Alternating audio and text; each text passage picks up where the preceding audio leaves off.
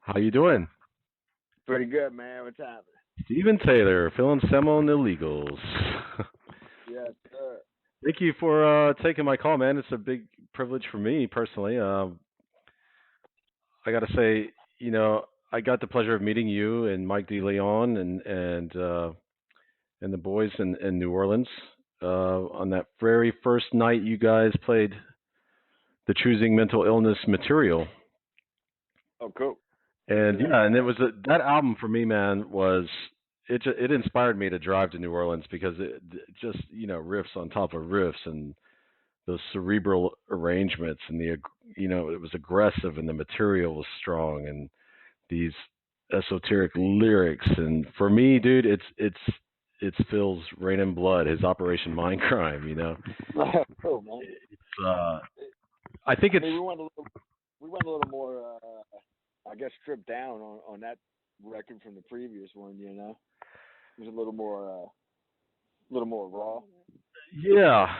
Yeah, it was very different from the previous one. And well, I mean, Marzi wasn't there, right? So you had a completely different sound there as Yeah, well. I started on bass and I got switched to guitar. Excuse me. And we brought Mike DeLeon in, and we had already been writing up to that point. We had a bunch of songs written in that period between Marzi leaving and getting Mike DeLeon.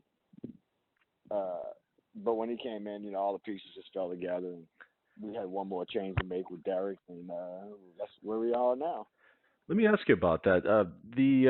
Before we get into choosing the mental illness for a second, if you got a couple minutes, I would like to. How did you find yourself in Superjoint? Superjoint, I just happened to be Johnny on the spot, man. Oh yeah. I was there. Me and Blue were there. I can't remember if we were doing something for the illegals. We had a writing session or something. Yeah. And we just happened to be there, and they were talking about getting together and jamming.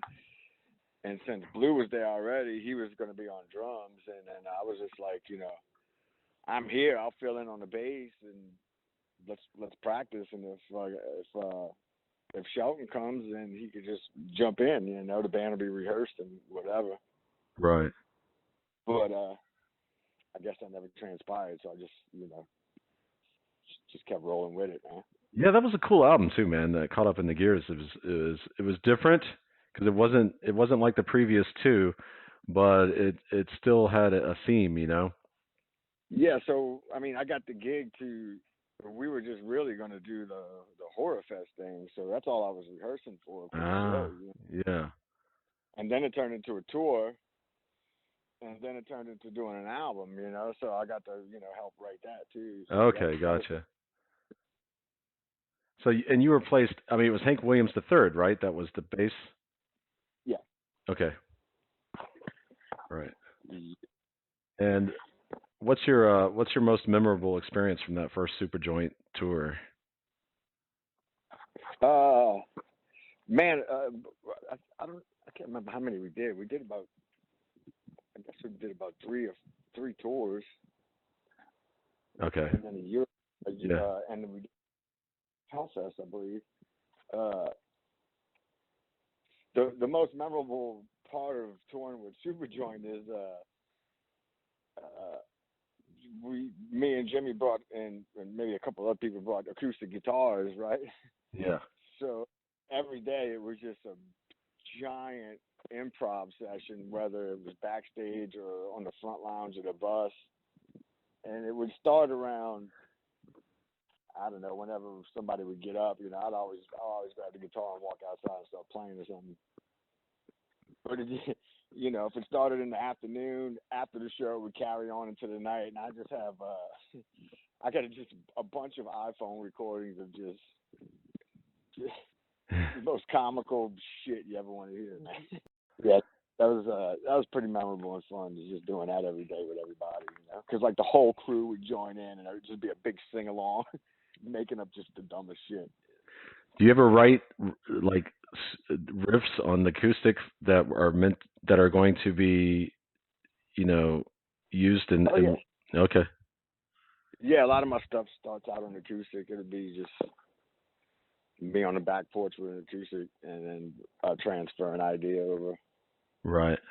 Well, Phil And seems to like you, man, because you're in Superjoint, you're in the Illegals, and now you're in the In Minor project, right? well, yeah.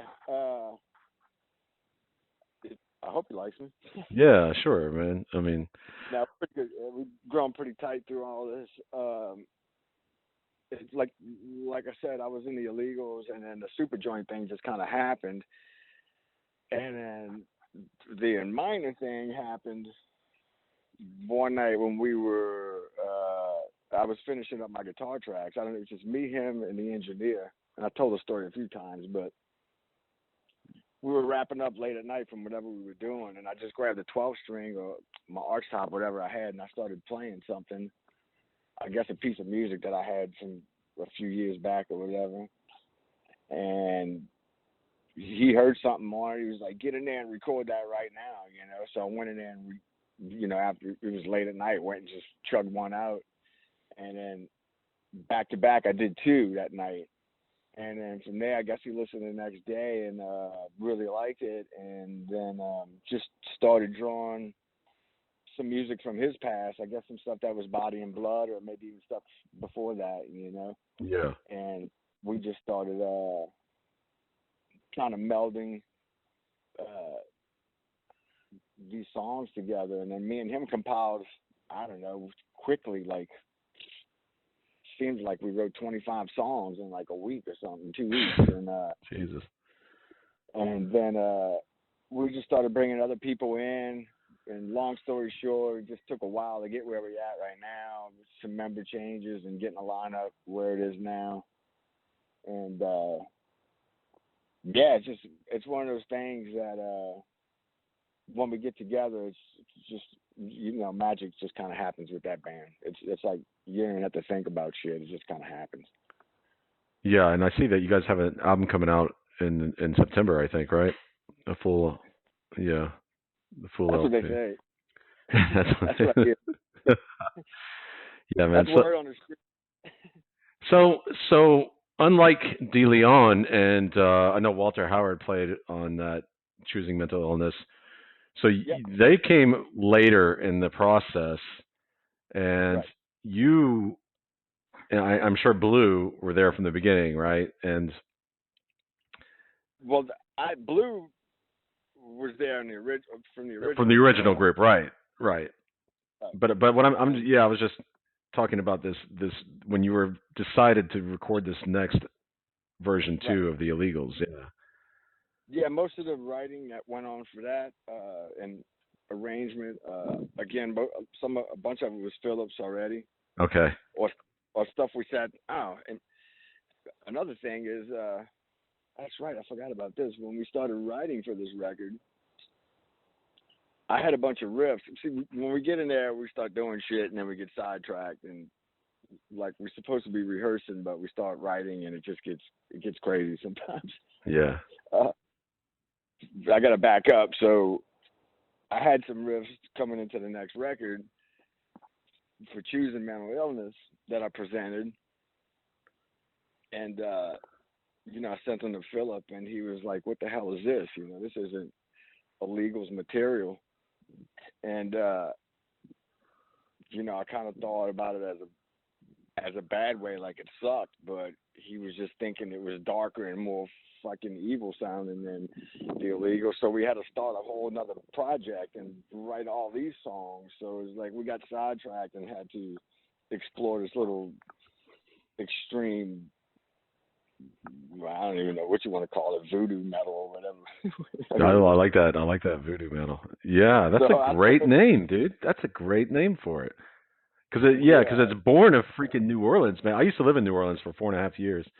So, I fell in love with the Saints and the city and all that jazz, and I fell in love with jazz. But and one thing that is like in Caught Up or Choosing Mental Illness is an album like a jazz album. It kind of reveals itself over time. Like you can listen to it once and you will never understand it or be able to absorb it in one listen. yeah. That's cool to hear, man. Well, I'm I'm not sure how much of that was really intentional or not because we just kind of went there and went maniacal, you know. yeah, but it's just it's the thought process behind it is where the appreciation comes in on my part because I can tell when you hear all those riffs, man, and their arrangements that are put together in a smart way, you know, and and then and then I don't know, I just feel like this particular album for me is like a swan song for Phil, and I wonder if I'm excited. I'd love to hear the next one, and I'm sure it will be different. Because I don't think you can recreate that, and not that you would want to. But it's exciting, man, to think about the next opportunity, and I'm sure Derek and you guys are excited. Um, why? Oh yeah, What? I was going to say, why did Walter Howard get? What happened with that? Do you know? uh, I'm not quite 100% sure, but I guess it just didn't feel right at the time, you know. Okay. Yeah. He, he's a great player, great person, and everything. Just it just takes a certain person to be able to roll with a certain group of people, man. It's just how it is on the road, you know. Yeah. Right on. Right Uh, on. so I mean, I don't know, I don't know exactly what happened, man. So I really can't Okay, comment yeah. too much. Derek, I mean, and Derek does seem to, I mean, he fits the profile. I mean, he's quite a stature on stage too. I mean, the guy's huge, right? Oh yeah, he's got statue, man. Yeah.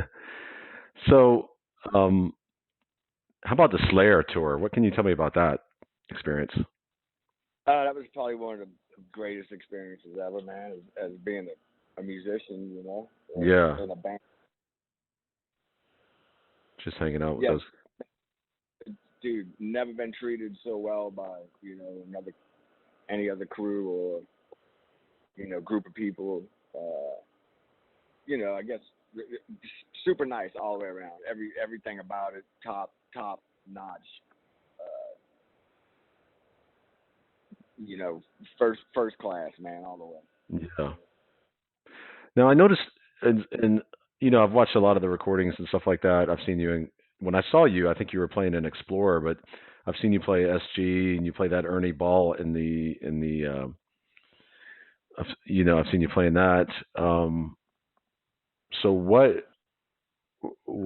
Why so many different? I see De Leon playing the V all the time. So Yeah, that's the thing. The V. I'm uh, I'm just open to anything, man. okay, Use whatever works at the yeah, time. I get that, man. From the way you play bass and then the way you just jump onto the guitar. It's I took a little bit of that was a little bit of a challenge. Going to the bass wasn't too hard, but going from the bass back to the guitar yeah. was a little weird. And I think I was doing like when we were in the illegals choosing and the Superjoint when that was crossing paths. I think I was doing both within the same day, at different rehearsals. Oh, no kidding. Wow. After you jamming on the bass all for a few hours and you grab a guitar, it just feels like you have a toothpick in your hand. You can't really find those small little strings, Yeah.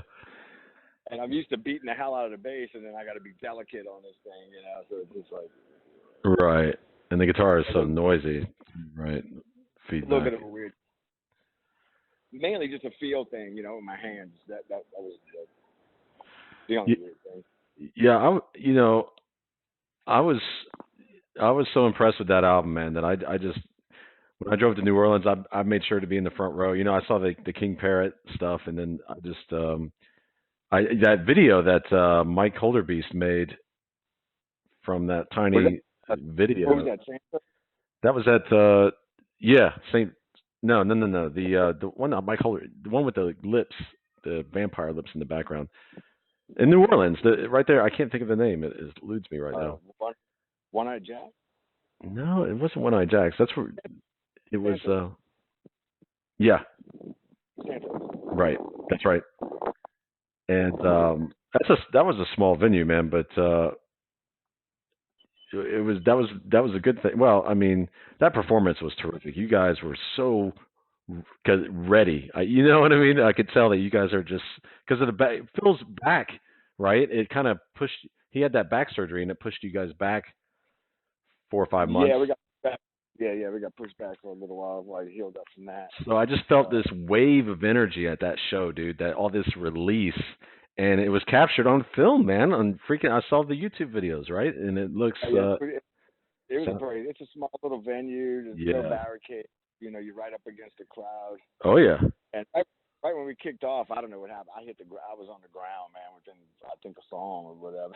Yeah, I saw that. Yeah, Yeah, yeah, I remember that that. was I was kind of standing right in front of DeLeon and Phil, and so I had a great seat, man. And Blue, what a drummer, dude!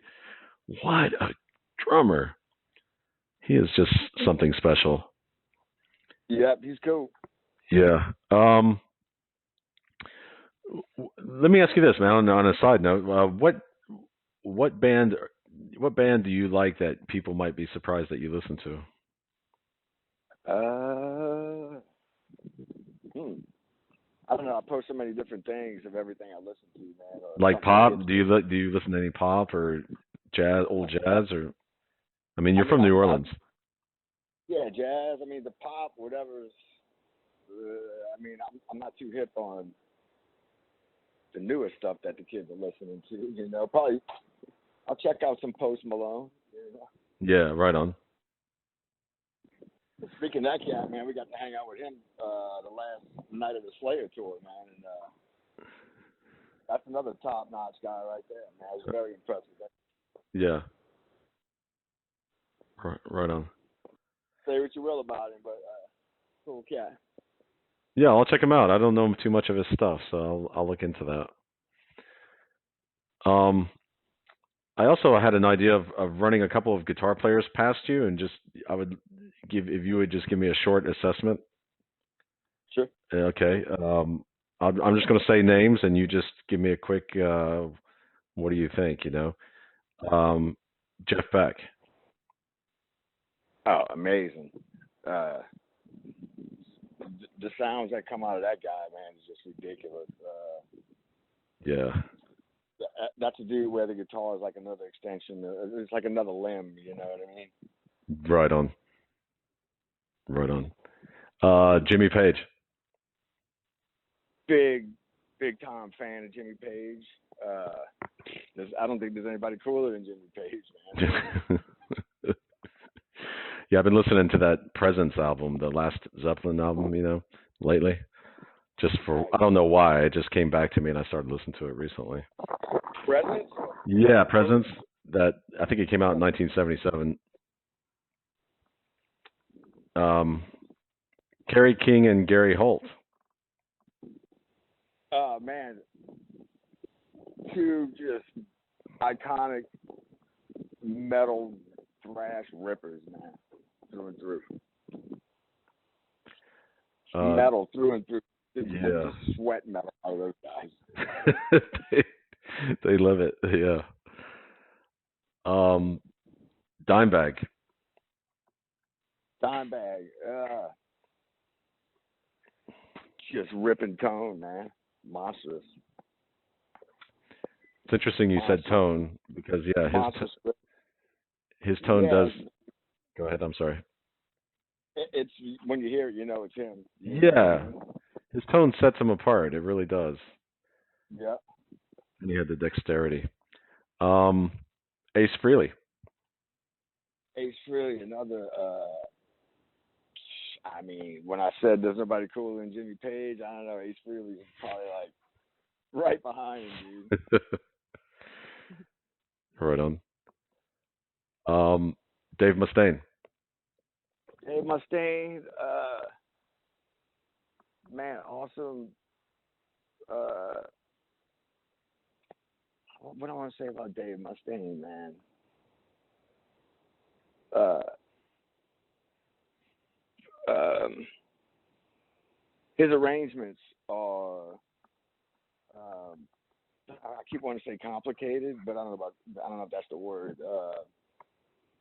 He's got interesting arrangements, man, where they seem like they take a lot of work, you know. Yeah. A lot of almost dexterity. in a classical way. You know what I mean? There's more like movements and pieces. You know what I mean? Yeah. Yeah, I can see that. And I think that's a big part of the early Metallica sound. You know? Right. And I was telling people this maybe not too long ago, like Metallica. Listen to those first couple of albums. I mean, Orion, dude. Listen to that, dude. Or you know, Call of Cthulhu and shit like that. It's like, man, that's some complicated movements going on. You know what I mean? It's like as a 20-year-old myself, I wasn't thinking like that, dude. You know, Right. pretty crazy. Well, even a song like uh Holy Wars. I mean, how do you play that and sing at the same time, you know? That Yeah, riff yeah, is unbelievable. yeah. I mean, I haven't done much singing and playing at the same time, but I did have a punk band where I was doing just that, and it's easier when you're writing songs around your vocal, where as opposed to trying to sing over like somebody's riff or something that you learned. You know what I mean? Yeah. If you're writing around your own style of vocals, it makes it a whole lot. For me, it was a whole lot easier to do. You know, Yeah. like right now, I can't sing and play at the same time to save my life. But for some reason, when I was doing that, it was super easy. You know, Hmm. and I think it was because I was writing around what my inner voice and my vocal was, you know. So Right. I wonder if that's like that for him, you know, where it's easy. It sounds like fucking crazy to us, but to him, it's probably like, you know, it's just the way he does his Yeah. process. This point in time, yeah. Um, Steve Vai. Steve Vai, actually, I just listened to a bunch of Steve Vai this week, and man, just that dude take you to another world, man. Yeah. Yeah, from the Passion and Warfare flexible stuff. Flexible, the Yeah. stuff he did with Zappa. Oh Uh, yeah. Zappa. But you could really hear that on his first early records, man. It sounded like he just came straight out of the Zappa camp, you know. Yes, And right. and then his stuff got a little more like freaking universal from there, you know. Right. Yeah, Zappa, I love Zappa, man. He that was a one of a kind human being Oh yeah, right there. There'll never be another one in the there never was one when he came on the scene. right. Um Alex Lifeson. Another great '70s iconic player that I listened to a lot. Don't try to copy his style so much or get into it that way. More enjoy listening to it, you know. Yeah. Hmm. And I'm just going to throw this dude out there because for some reason this dude has been somewhat, not somewhat, but a major something I listen to. I don't know if I draw from it or whatnot and certain things, but it's John Frusciante, and his solo work is just it's freaking out there. You know, it's every bit as good as Zappa or something like that to me. You know? Well, I'm glad you said that. I'm going to check that out. I'll make a note of Oh that now. Yeah. yeah. Did you what about jazz? Are you into jazz at all? Uh, Not anybody that I could quote you to or put you to, Yeah. you know, point you toward. I have a bunch of jazz albums. I'll throw something on. Yeah. But yeah, I grew up in New Orleans, so you know that ragtime stuff's always good to me, man. Oh yeah. I love that stuff too, man. Fats Waller and Louis Armstrong, King Oliver. Another couple strong influences on me from an earlier period in my life. I draw a lot of stuff from Einstürzende Neubauten, which is German um, industrial band. Yeah. Well, they started out as an industrial band, and they branched out to everything, a bunch of stuff. And another band called Crime in the City Solution, and another cat named Roland S. Howard, he was in the Birthday Party and several of these other offshoot bands. All right, I'm writing these down now as you say them so I can check them out. Basically, any branch off the Nick Cave and the Bad Seeds tree that you can go down Okay. is full of phenomenal music. Yeah. So what is your preference, Steve? Like, are you like when you have in minor and the illegals and is super? Let me ask you this: is Superjoint done? There's no talks of doing anything right now. Yeah. I mean, never say never. Right. You know, if it does happen, it may be not the same as it was, different lineup. I don't know. It would be hard to say at this point. You know. But all the guys are available, right? If the last lineup were Oh, the last lineup? Yeah, everybody's yeah. still around. Jimmy does I Hate God, so he's usually pretty busy with that. Right. Jimmy's amazing. I mean, to do some of the shit he does. Yeah, I miss that guy, man. And he's an in minor as well, right? Yeah, he played drums on the first in minor. Yeah. Okay. Which isn't out. Yeah.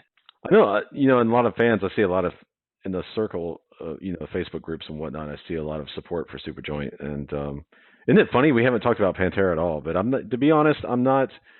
I'm one of these guys that I came to the scene late. Like Pantera was in a mix of bands that I just kind of knew about, but I I actually came to listening to Phil's music later on. So I think I don't know if that's why I gravitate to more of his later stuff or not. But Pantera is just not. I don't know. It's groovy and it certainly has mass appeal.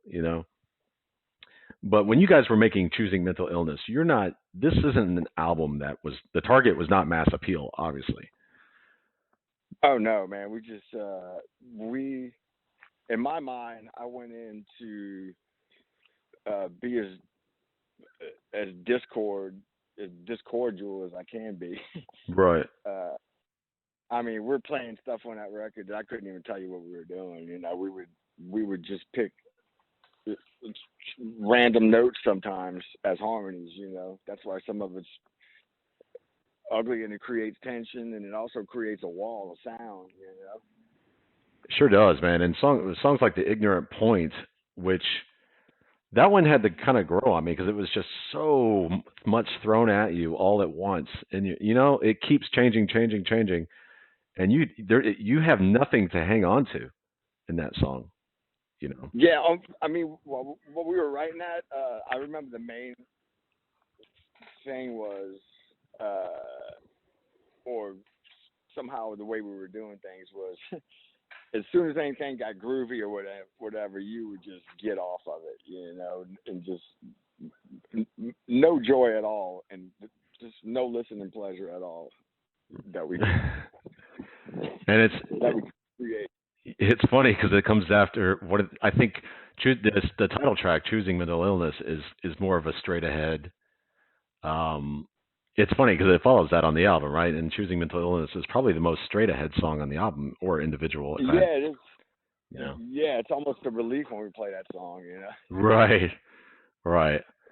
I mean, my favorites from the album are, of course, the opener, "Little Fucking Heroes," "Utopian," and "Delinquent." I think, and "Finger Me." I think those four are. But I love the whole thing, man. Don't get me wrong. I love the whole thing. But those four are just so strong in any order, man. Any order. Yeah, those are some pretty solid rippers. And Utopian was one that we all kind of came up with different parts, and we all threw it together like a big puzzle. That's one we came together like a band on. Mike DeLeon, I think he had one of the main bodies of the riff. Yeah. And that intro was Philip's piece. And then the breakdown middle part is something I came up, and then Philip altered it a little bit. So yeah, it was everybody had a little mix in that one. It was pretty cool. And tell me about "Finger Me."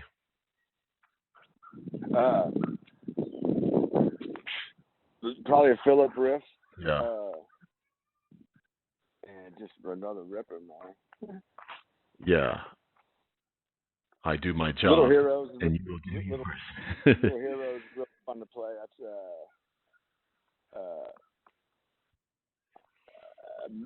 another mainly Philip song. Yeah, I know when I I saw don't know. you in New Orleans, man, you guys played a lot from the album. I mean, probably 6 tracks.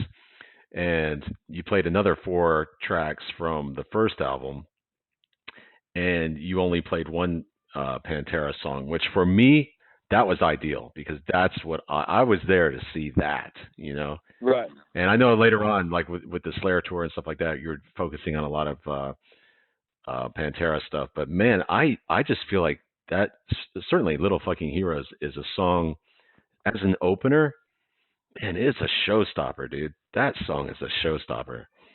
Yeah, it's a ripper. The whole first part of that is ripping, and Blue gets to fly on that one. Yeah, the blast beat. Oh my god. Yeah, it's a really fun opener to play. Well, it's a solid And album, man. we've been breaking stuff up. Some songs we don't play live because sometimes we get a little carried away in the studio, and then live you're like, Jesus Christ, how are we gonna pull this off? And we don't.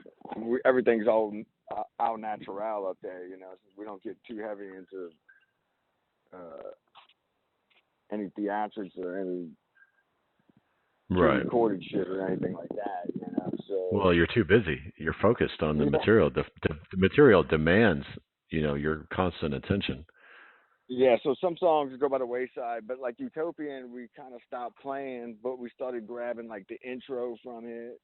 And actually, we combined the intro with the breakdown in the middle. We made this one big intro, that we would break down every night if we wanted to come out with intro A, B, or A and B, So we do all these weird things that we just dissected that song and use it different ways throughout the set.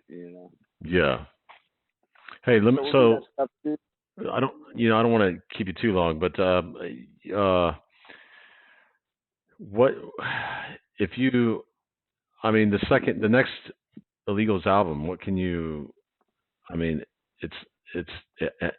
Where are you on that, man? Because we're desperate as fans. We're desperate. Dude. We're desperate. But we started an EP, and we have a couple really blistering songs, and we have this other tune that's a little more mellow that we played live a couple times. I'm not sure if that's going to come out or if we're going to rework that. Besides that, we have a giant pile of riffs brewing that, we were supposedly we should have been already recording this thing, but this lockdown, for the last couple of months, we were supposed to have this writing session and everything, and that all got put on hold. So as soon as we got quarantined or whatever, everybody just started writing crazy shit, and I probably sent about 30 riff ideas over there, and so did the other guy. So there's a big list. There's a big pile of shit to go through when we get together and start hammering out. Okay. Is there any date at this point to get together because of the lockdown and all that? Is there any? No, I think they just started opening. Texas and Louisiana can travel back and forth. I think that might be starting this weekend. So Okay. not really sure, man. Okay, yeah.